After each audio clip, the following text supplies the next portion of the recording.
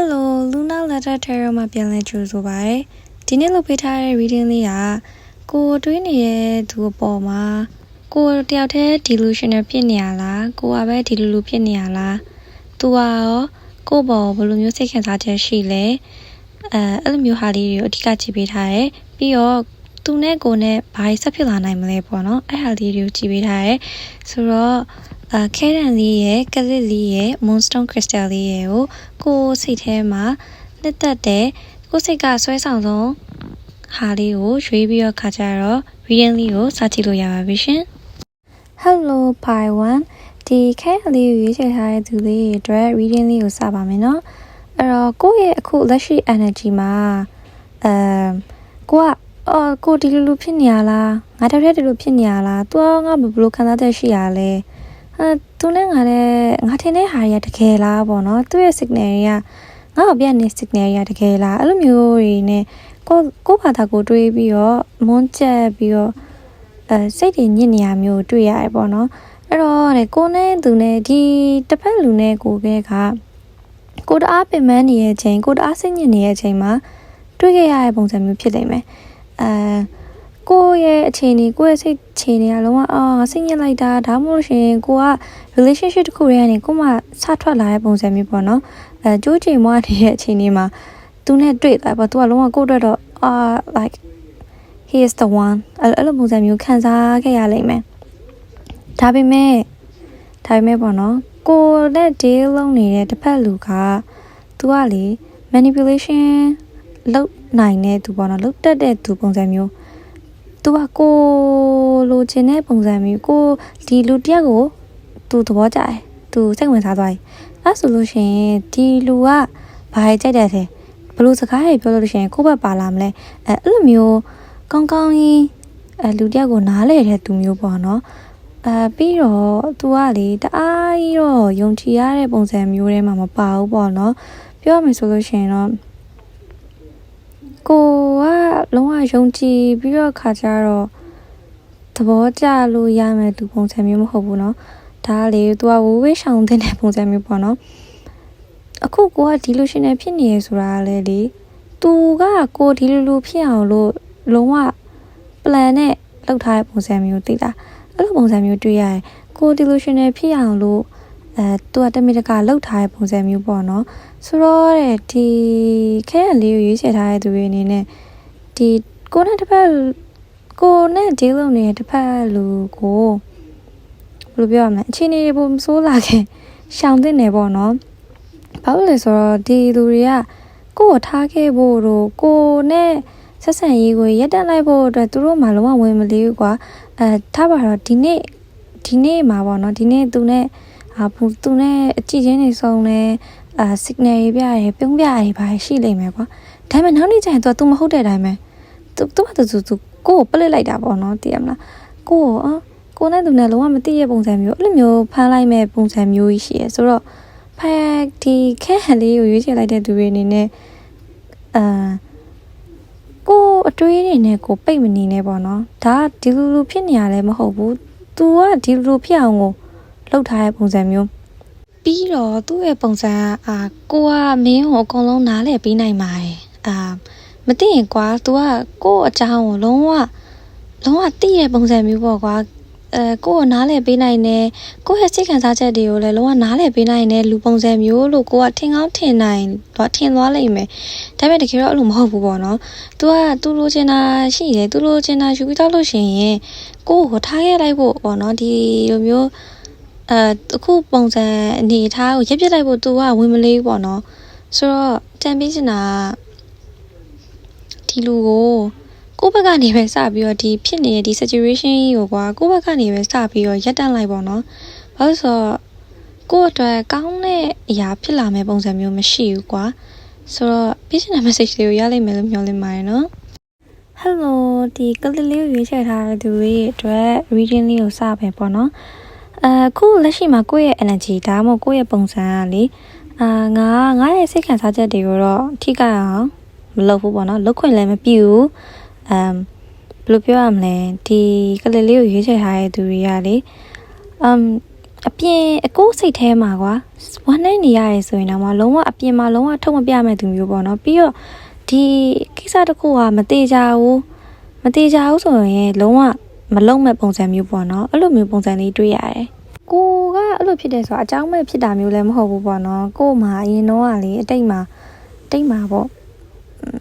trauma ရခဲ့ရမျိုးပေါ့နော်ဘယ်သူမှတက်မယုံကြည်တော့ဘူးငါဘယ်သူငါပဲကောင်းနေမယ်ဆိုပြီးတော့ခါကြတော့အဲ့လိုမျိုးပုံစံမျိုးလေးရှိရယ်ဆိုတော့အခုဒီတယောက်နဲ့ဟာလေဒီလူဖြစ်နေရလားဆိုရင်တော့ဒီလူဖြစ်နေရတော့မဟုတ်ဘူးဒီလူဖြစ်နေရမျိုးမဟုတ်ပေမဲ့လေပေါ့နော်ဒီအခုဒီကလေးလေးရွေးချယ်ထားတဲ့သူတွေကအခုတွေကခံစားနေရတော့ပြီဘယ်လိုခံစားနေရလဲဆိုတော့ငါဒီအခြေအနေကပေါ့နော်ငါလိုချင်တဲ့အနေထားပုံစံမျိုးတော့မဟုတ်ဘူးပေါ့နော်အဲ့တော့ငါဘယ်လိုပြောရမလဲငါနဲ့ deserve ဖြစ်ဘူးပေါ့နော်ငါဒီထက်ပိုပြီးတော့ကောင်းတဲ့ relationship ပုံစံမျိုးနဲ့ deserve ဖြစ်တယ်ပြီးတော့ငါ့ကိုဒီလိုမျိုးတွေးရများအောင်လုပ်တယ်စိတ်ထဲမှာမတင်မကျဖြစ်အောင်လုပ်နေရဆိုတာဒီလူကမဟုတ်တော့ဘူးဆိုပြီးတော့ခါကြတော့တွေးပြီးတော့လှည့်ထွက်လာတဲ့သူတွေလည်းရှိနေလောက်ပြီဒါမှမဟုတ်ခုမှစပြီးတော့လှည့်ထွက်မဲ့ပုံစံမျိုးလည်းရှိလောက်ပြီလက်ထွက်နေတဲ့သူတွေလည်းရှိမယ်ပေါ့နော်ဆိုတော့အခုလက်ထွက်လာပြီဆိုလို့ရှိရင်ဒါမှမဟုတ်လည်းလက်ထွက်ဖို့ပြင်နေတဲ့သူတွေအတွက်ဆိုလို့ရှိရင်လက်ထွက်လာလိုက်တော့ပြီးတော့ကိုစိတ်ကိုကွာလုံးဝဘယ်လိုပြောရမလဲစိတ်ချမ်းသာအောင်ကိုစိတ်ချမ်းသာအောင်ထားလိုက်ကိုရဲ့ inner child ပျော်အောင်လို့အဲ့လိုမျိုးကိုစိတ်ကိုပျော်အောင်လို့ပေါ့နော်ကိုကလုံးဝလိုက်လဲပျော်အောင်ထားပြီးသွားပြီဆိုတော့မှကိုဘဝထဲပေါ့နော်နောက်တစ်လူတစ်ယောက်ရောက်လာလိမ့်မယ်ဒါမှမဟုတ်လို့ရှိရင်လည်းတကယ်လို့အဲ့လူရောက်လာပြီဆိုလို့ရှိရင်အဲ့လူကကိုစိတ်ခံစားချက်တွေလုံခြုံမှုပေးမယ်လုံးဝသူနဲ့ဆိုရင်လုံးဝပျော်ရွှင်ရမယ့် relationship တစ်ခုကိုပိုင်ဆိုင်ရမယ် long term လည်းမျှော်လင့်လို့ရမယ့်လူတစ်ယောက်ရောက်လာလိမ့်မယ်ပေါ့နော်ဆိုတော့အခုဒီကလေးလေးရွေးချယ်ထားတဲ့သူတွေကဒီလူဖြစ်နေရမျိုးမဟုတ်ဘူးဒါပေမဲ့ဒီဆက်ဆံရေးကိုလွတ်ချခဲ့လိုက်တာပိုကောင်းတယ်ပေါ့နော်ဒီထဲမှာလွတ်ချခဲ့ပြီးသားလူတွေလည်းပါမယ်ထင်တယ်ဆိုတော့အဲ့လိုမျိုးဘယ်လိုပဲဖြစ်ဖြစ်ပေါ့နော်ကိုယ့်အတွက်ကောင်းတဲ့ပုံစံမျိုးကောင်းတဲ့လူတစ်ယောက်ရောက်လာလိမ့်မယ်ဒါမှမဟုတ်လို့ရှိရင်ကိုကပို့ပြီးတော့ကောင်းတဲ့ဒီလူထက်ပို့ပြီးတော့ကောင်းတဲ့လူတစ်ယောက်နဲ့တွေ့မှာဆိုတော့အဲ့ကြမှာပဲပေါ့နော်ကိုနဲ့ထိုက်တန်တဲ့အချစ်ကိုနဲ့ထိုက်တန်တဲ့ဆက်ဆံရေးမျိုးကိုသူကပေးလိမ့်မယ်သူကိုကလည်းရလိမ့်မယ်ဆိုတော့ဒီပေးချင်တဲ့ message တွေကိုချလိမ့်မယ်လို့မျှော်လင့်ပါတယ်နော်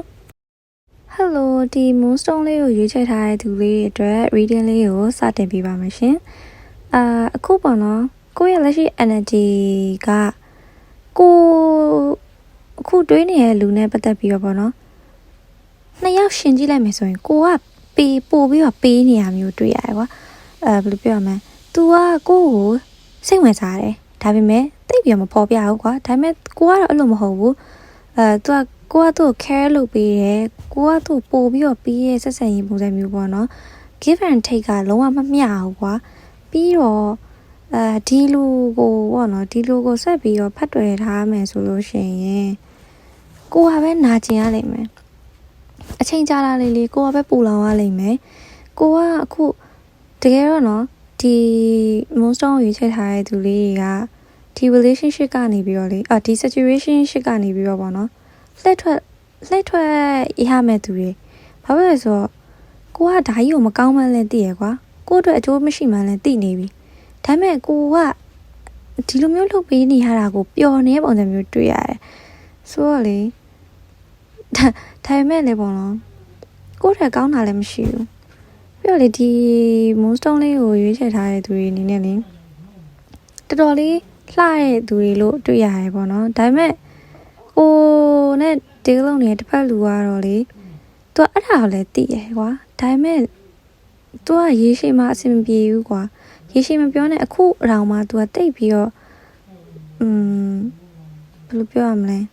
သူ့ဘက်ကဘာမှပေးရမျိုးမရှိဘူးကွာအသွားပဲရှိတယ်အပြန်မလာဘူးဘယ်လိုပုံစံမျိုးဖြစ်နေလိမ့်မယ်အဲ့တော့ကိုကဒီဟာကိုဆက်ဖက်တွေ့ထားမယ်ဆိုကိုကပဲပူလောင်နေရလိမ့်မယ်ဆိုတော့ဒီလူကိုထားခဲ့လိုက်ပေါ့နော်ကိုနဲ့မှ ဒီကိုနဲ့ deserve မဖြစ်ဘူးကွာကိုကဒီတက်ပို့ပြီးခေါင်းနိုင်နဲ့ deserve ဖြစ်တဲ့လူစပေါ်လူပုံစံမျိုးကွာဆိုတော့မပေးသင့်ဘူးပေါ့နော်ကိုရဲ့အချစ်ကောကျူးဆိုင်မှုတွေရောထားပါတော့ဒီလူရှင်နဲ့ဒီလူဖြစ်နေရလားဆိုရင်ဒီလူဖြစ်နေရမဟုတ်ဘူးဒါပေမဲ့ तू ကအင်းမလို့ကြီးဖြစ်နေမှာကိုယ့်ရဲ့အချိန်ကြီးကုန်သွားလိမ့်မယ်ကိုယ့် energy ကြီးကုန်သွားလိမ့်မယ်ပေါ့နော်ဒီပို့အတွက်ပိုကောင်းတဲ့အရာတွေရှိနေလိမ့်မယ်အဲ့ဒါတွေကိုမယူဘဲနဲ့ကိုကဒီသူကြီးကိုပဲဖတ်တွယ်ထားမယ်ဆိုလို့ရှိရင်ဒါရေရှည်မှလည်းမကောင်းဘူးပေါ့နော်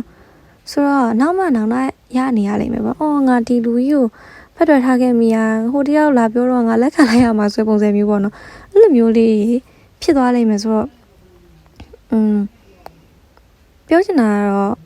ကိုကဒီလိုရှင်နေဖြစ်နေရလားဆိုရင်တော့ no မဟုတ်ဘူးကိုနဲ့ तू ကလည်းစိတ်ခံစားချက်ရှိရကိုဒါပေမဲ့ तू ကအင်းမလို့ကြီးကွာ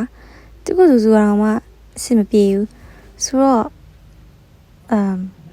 ထားခဲ့လိုက်ပေါ့နော်ထားခဲ့လိုက်ကိုယ့်ဘက်ကပဲစပြီးတော့ဖြတ်လိုက်ဒီ situation ရှိတဲ့နဲ့ကိုကပဲအရင်ထွက်လိုက်ကွာဘာလို့ဆိုတော့ this is someone နေမကောင်းတာကြီးကို attach ဖြစ်နေရကြီးကမကောင်းပေါ့နော်ဆိုတော့ဒီဟာကြီးကိုထားခဲ့ပြီးတော့ကိုယ့်အတွက်ပို့ပြီးတော့ကောင်းတဲ့အရာတွေစီကိုပဲသွားလို့ပြောချင်ပါတယ်ပေးချင်တဲ့ message တွေကိုရလိုက်မယ်လို့မျှော်လင့်ပါတယ်နော်